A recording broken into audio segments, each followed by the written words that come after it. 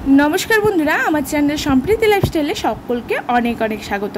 बंधुरा आज के कि शेयर करब कोन टपिके कथा बोलबो सेटा टाइटेल और थाम्बनेल देखे बुझेई गेछेन, ताहले भिडियोटी स्किप ना करे पुरोटा देखते हबे, ना होले अनेक भालो एकटी टिप्स मिस करे जाबेन। बंधुरा अनेकेई जिज्ञेस करेछिलेन आमी कोन हेयर ऑयल यूज करी चुलेर जोन्नो, तादेर जोन्नो आजकेर एई रेमेडी। बंधुरा एखनकार 90% मानुषेर कमन समस्या चुल झरे पड़ा, चुलेर ग्रोथ होच्छे ना, चुल लम्बा होच्छे ना, दिन दिन चुल पड़े टाक हये जाच्छे। अनेकेर खुशकिर समस्या बा अनेकेर आछे जादेर अल्प बयसेई माथार अधिकांश चुल झरे गेछे। तादेर बोलछि बंधुरा आजकेर एई हेयर ऑयलटी ट्राई करुन, रेगुलार मात्र 7 दिन देबेन, देखबेन चुल झरे पड़ा तो बंद हबेई, साथे नतून चुल गजाबे, चुल घन और मजबूत करबे। यदि हेयारटी खूब रुक्ष शुष्क ड्राई डैमेज फ्रिजी हये गेछे एई गरमे सेटिও ठीक करे देबे आजकेर एई हेयर ऑयलटी। ताहले कि करते हबे चलुन देखे नेওয়া যাক। तार आगे बोले दी आजकेर भिडियो भालो लागले अवश्यई लाइक शेयर करे पाशे थाकबेन। प्रथमेই যা করতে হবে একটি পাত্র গ্যাসে বসিয়ে হিট একদম কমে রেখে তাতে দিয়ে দিন কোকোনাট অয়েল, নারকেল তেল। যতটুকু পরিমাণ বানাবেন সেই পরিমাণে অয়েল দেবেন। এটি বানিয়ে 15 থেকে 20 দিনের বেশি রাখা যাবে না। এবারে তেল দিয়ে অ্যাড করে দিন পেঁয়াজের খোসা, যা আমাদের হেয়ার ফল কমাতে হেল্প করবে, নতুন চুল গজানোর সাথে সাথে চুলটি মজবুত করবে। এবারে দিয়ে দিতে হবে এর মধ্যে নিম পাতা। অনেক সময় গরমে ঘাম জমে থেকে স্ক্যাল্পে চুলকুনি এবং খুশকির সমস্যা হয়, এই নিমের রস সেটি চিরতরে বিদায় জানাবে। এরপরে দিয়ে দিতে হবে 7 থেকে 8টি কারি পাতা, যা চুলকে ঘন মজবুত লম্বা করতে সাহায্য করবে। কারি পাতা চুল পড়া কমিয়ে নতুন চুল গজাতে হেল্প করে। এরপর দিয়ে দিন 1 চা চামচের পরিমাণ মেথি, যা চুলের যত্নে মহা ওষুধের মতন কাজ করবে। টাক মাথাতেও চুল গজাবে 100%। আর দিয়ে দিতে হবে কালো জিরে 1 চা চামচের পরিমাণ, যেটি চুলের খুশকি, চুল পড়া, চুলের গ্রোথ নেই, লম্বা হচ্ছে না বা চুল পাকার সমস্যা সবই দূর করে দেবে। এই কালো জিরেও নিতে হবে 1 চা চামচের পরিমাণ।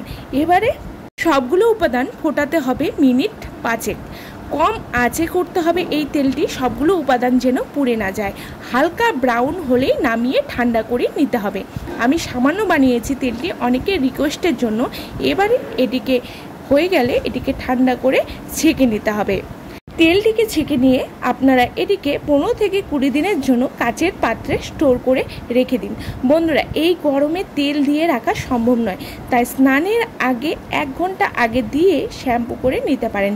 সবথেকে ভালো ফল পাবেন যদি রাত্রে এটি লাগিয়ে শুয়ে পড়ুন, তারপরের দিন শ্যাম্পু করে নিন। দেখুন বন্ধুরা তেলটি একদম ছেঁকে নিয়েছি, তারপরে আমি হেয়ারে অ্যাপ্লাই করব। বন্ধুরা আমার অনেক দিন আগে খুব হেয়ার ফল হচ্ছিল, আর আমি চেষ্টা করি সব সময় ঘরোয়া কিছু ট্রাই করতে। তেমনি এই অয়েলটি তৈরি করে লাগাই সপ্তাহে 3 বার। এত ভালো এর রেজাল্ট, যাতে করে আমি এই অয়েলটির ফ্যান হয়ে গেছি। বিশ্বাস করুন বন্ধুরা, বেবি হওয়ার পর থেকে সকল মায়েদেরই একই সমস্যায় পড়তে হয়, চুল অধিক পরিমাণে ঝরে যায়। আবার অনেকের নানান কারণেই চুল ঝরে যায়, এর ফলে চুল গ্রোথ হয় না। তাই বলবো বন্ধুরা এই ঘরোয়া তেলটি তৈরি করে লাগান। 100% নয় 1000% গ্যারান্টি দিচ্ছি, চুল একদম ঝরে পড়া বন্ধ হয়ে নতুন চুল গজাবে। টাক মাথাতেও চুল গজাবে এই অয়েলটি ইউজ করলে। যতই নামি দামি অয়েল কিনে লাগান হেয়ার ফলের জন্য, আমি গ্যারান্টি দিচ্ছি এই অয়েলটি বানিয়ে রেগুলার ইউজ করেন, দেখবেন চুলটি মাত্র 7 দিনেই মাথার চুল ঝরে পড়া বন্ধ হয়ে নতুন চুল গজাবে। এইটি ছেলে মেয়ে বাচ্চা সকলেই ইউজ করতে পারবে এবং স্ক্যাল্পের যাবতীয় সমস্যা চিরতরে বিদায় নেবে। হেয়ারকে শক্ত মজবুত করে তুলবে, চুল হবে সিল্কি শাইনি স্মুথ। বন্ধুরা দেখতেই পাচ্ছেন পুরো হেয়ারে লাগিয়ে আপনার সারা রাতের জন্য রেখে দিতে পারেন, অথবা স্নানের 1 ঘন্টা আগে লাগিয়েও শ্যাম্পু করে নিতে পারেন। বন্ধুরা প্রথমে স্ক্যাল্পে দেবেন, তারপর পুরো চুলে লাগিয়ে ভালো করে ম্যাসাজ করে নেবেন। অনেকক্ষণ ধরে ম্যাসাজ করবেন যাতে ব্লাড সার্কুলেশনটা ভালো হয়, এবং চুলের সাথে সাথে আমাদের যে আইব্রো আছে আইব্রোতেও হালকা করে লাগিয়ে নেবেন। এতে করে যে আমাদের আইব্রোটা হালকা হয়ে যায়, ঝরে পড়ে যায়, সেটাও কিন্তু হবে না, সেটাও ঘন এবং মজবুত হবে। তারপর আফটার ওয়াশ দেখবেন চুলটি এত ঘন মজবুত শাইনি হয়েছে, চুল পড়া তো বন্ধ হবেই, সাথে চুলটি সিল্কি হবে, শাইনি হবে এবং স্মুথ হবে। চুল পড়া চিরতরে বিদায় নেবে। বন্ধুরা, আজকের রেমেডি যদি ভালো লাগে তাহলে অবশ্যই লাইক শেয়ার করে পাশে থাকবেন এবং আমার চ্যানেলে নতুন হলে সাবস্ক্রাইব করতে কিন্তু ভুলবেন না। ভালো থাকবেন, সুস্থ থাকবেন। দেখা হচ্ছে নেক্সট কোনো রেমেডি নিয়ে। আর কারো কোনো জিজ্ঞাসাবাদ থাকলে অবশ্যই কমেন্ট বক্সে জানাবেন এবং আজকের রেমেডি কার কার ভালো লেগেছে আর কার কার উপকারে এসেছে সেটি কিন্তু আমাকে কমেন্ট বক্সে জানাতে ভুলবেন না।